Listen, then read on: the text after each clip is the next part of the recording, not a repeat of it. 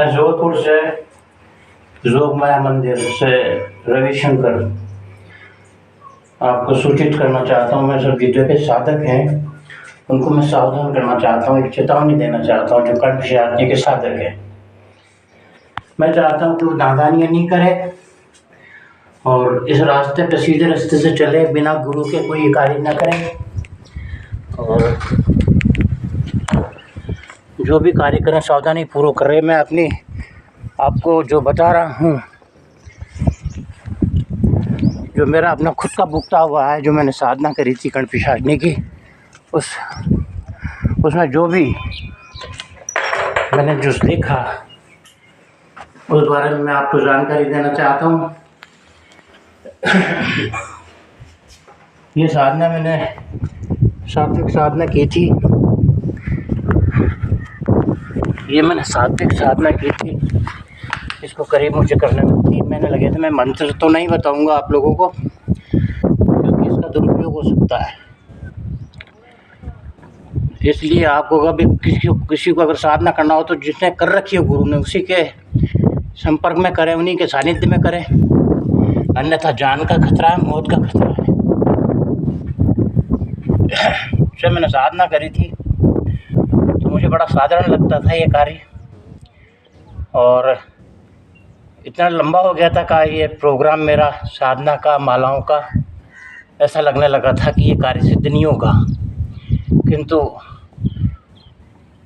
धीरे धीरे ये मेरे को लगने लगा।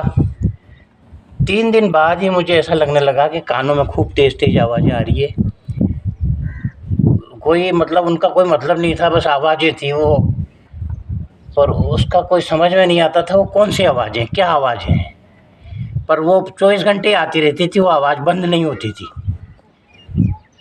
तो उसका कोई इलाज भी नहीं था, वो चलती रहती थी आवाज़। मेरे को ऐसा लगता था कि मैं बहरा हो जाऊंगा, लेकिन वो आवाज़ें रुक नहीं रही थी। तो मैं सोच रहा था कि ये फंक्शन जो आ रहे हैं ये मेरे कार्य सिद्धि के लिए है, किंतु आवाज़ें आती रही, वो मान नहीं आई कर्ण विषयाग्नि।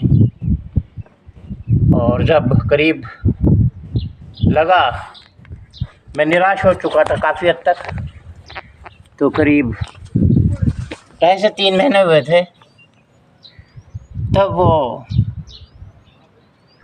रात्रि का टाइम था, कम से कम 1:30 से 2 बजे का।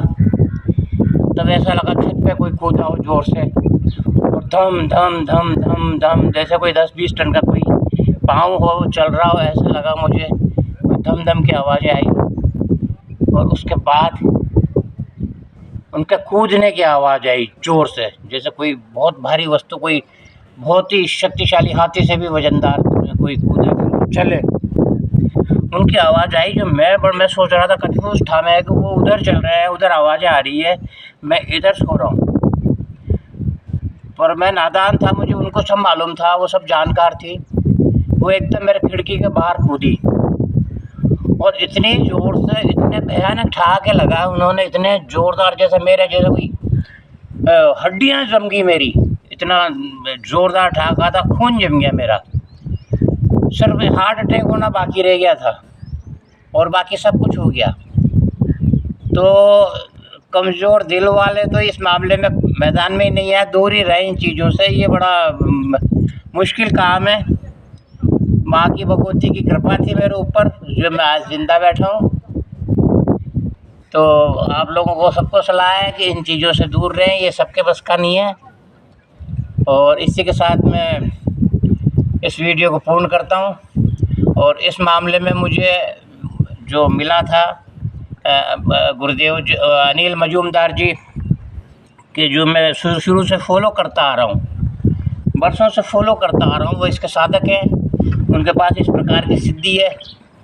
तो उनको ही फॉलो करते करते मैं इस रास्ते पे बढ़ा, किंतु मैं उनके सानिध्य में आ नहीं पाया। अगर आ जाता तो मैं निश्चित रूप से सफल हो जाता, और सिर्फ मैं उनका नाम लेके ये काम तो कर दिया, लेकिन उनसे संपर्क नहीं करा मैंने। संपर्क कर लेता तो मैं निश्चित ही सफल हो जाता। किंतु आप लोगों से यही सलाह है कि अब आप लोग इससे दूर रहें। गृहस्थ लोग तो बिल्कुल ही दूर रहें, गृहस्थों को तो ये करना ही नहीं चाहिए। ये तो आप लोग अगर ठीक